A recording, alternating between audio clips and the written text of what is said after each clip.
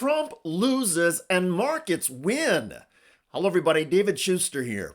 And I don't want to think that you should do the taco trade yet. Right after the opening bell, most U.S. stocks were green or increasing in value. By all accounts, markets got a huge boost hours earlier when Donald Trump's trade war got shredded. USA Today headline, Trade Court blocks President Trump's tariffs, ruling they exceed legal authority. A panel of judges on the U.S. Court of International Trade blocking most of Trump's sweeping tariffs on China and other trading partners, determining that they are contrary to law. The move effectively bringing Trump's trade war to a screeching halt. The court in two separate cases tossing out the tariffs the president imposed under a nearly 50-year-old emergency economic law. The immediate stop of the Trump tariff policy was staggering, and the ruling reportedly infuriated Donald Trump and his top advisors. They responded officially with this. It is not for unelected judges to decide how to properly address a national emergency. White House Deputy Chief of Staff Stephen Miller went even further, calling it a judicial coup and writing, "We are living under a judicial tyranny." Is this a judicial coup? What is this court? No, this is a fully legitimate federal court. I should note, this was a 3-0 opinion. The 3 judges on this court were appointed by President Reagan, President Obama, and President Trump. So I don't know where they're getting this coup language from. This is a huge setback for Trump and his administration. As big a deal as the tariffs were, this is as big a deal in the opposite direction. It essentially pauses, for now, rules illegal and unconstitutional, almost all of the tariffs that have been in place. Trump imposed those tariffs, arguing that the world has been ripping off America. However, typically it is Congress that controls the tariff power.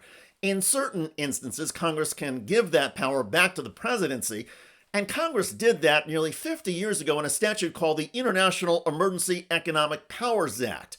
This year, Donald Trump declared the United States is in an international economic emergency because of our trade deficits, and Trump cited the 50-year-old law for his tariffs. It's our declaration of economic independence. But the court struck down Trump's claim that trade deficits give him broad tariff authority.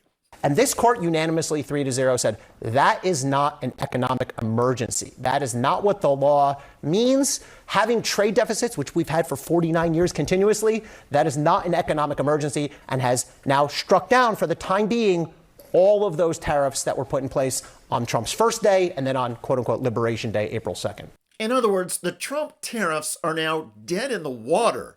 The White House announced an immediate appeal to the U.S. Supreme Court. That announcement and the uncertainty on Wall Street about what the Supreme Court may do prompted markets to drop again. That's right, the mere possibility that Trump might be able to reimpose his tariffs caused the markets to dip, at least for a few hours. Well, back at the White House, Press Secretary Caroline Leavitt read a statement blasting the lower court judges. The president's rationale for imposing these powerful tariffs was legally sound and grounded in common sense.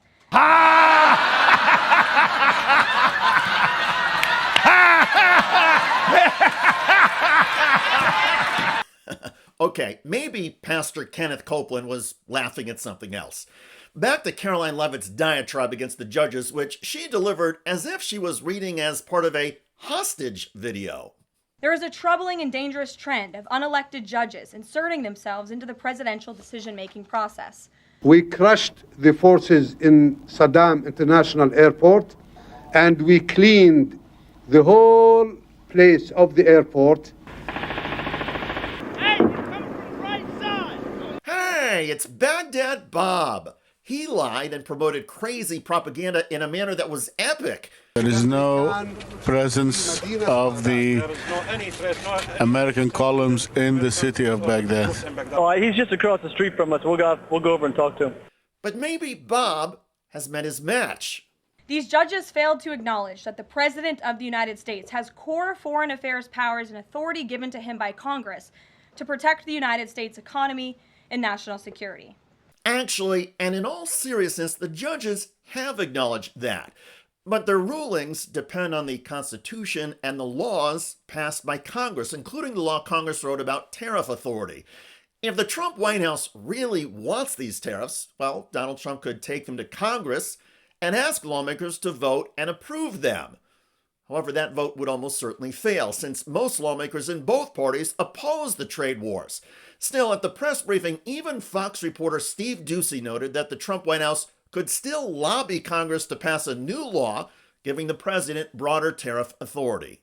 So the courts are basically telling you guys they think that the White House's policies, the president's policies, are in some way against the law. So why can't President Trump ask the Republicans that control the House and the Republicans that control the Senate just to make a new law? Well, these laws have already been granted to the president by the Constitution and by laws that have been previously passed. I'll give you another example. For instance, we've been blocked in court for the revocation of visas from individuals who have the privilege of studying in the United States of America. Secretary of State Rubio has simply used his authority to revoke those visas, to revoke that privilege, and we've seen the courts try to block that. So if these judges want to be the Secretary of State or they want to be the president, they can run for office themselves. It should be the other way around. But all of the actions the president has taken rely on legal authorities that have already been granted to him by our nation's existing laws. And so says esteemed legal authority and trade law expert Caroline Leavitt. And MAGA World wonders why the Trump team keeps losing. The suspension of reality may work in the White House statements delivered to MAGA World, but the courts and Wall Street traders deal in the factual world. They keep delivering setbacks to Trump, and whenever Trump loses, the U.S. economy wins. It's becoming a trend, especially in the U.S. trading markets. On this day, the Dow, the S&P 500, and the NASDAQ all finished higher. By the way, Donald Trump is tanking the U.S. tourism industry and costing related American businesses more than $12 billion. It is the latest symbol of America's decline. On social media, passenger cabins on jetliners bound for the United States are mostly empty. Some Dutchmen say, "Why are you going? You're going to Trump?" New trouble from abroad. There's a sharp decline in international visitors to the U.S., down at least 14% from a year ago. And international travelers staying away from the United States keep citing one reason: Donald Trump.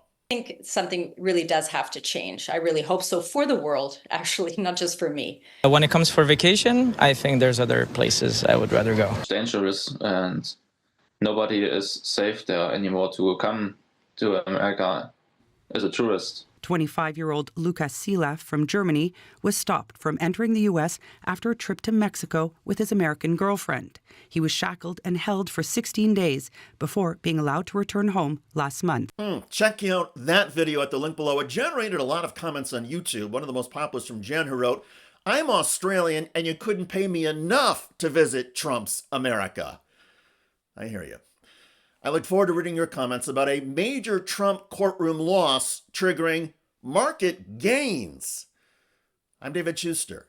Thanks for joining us.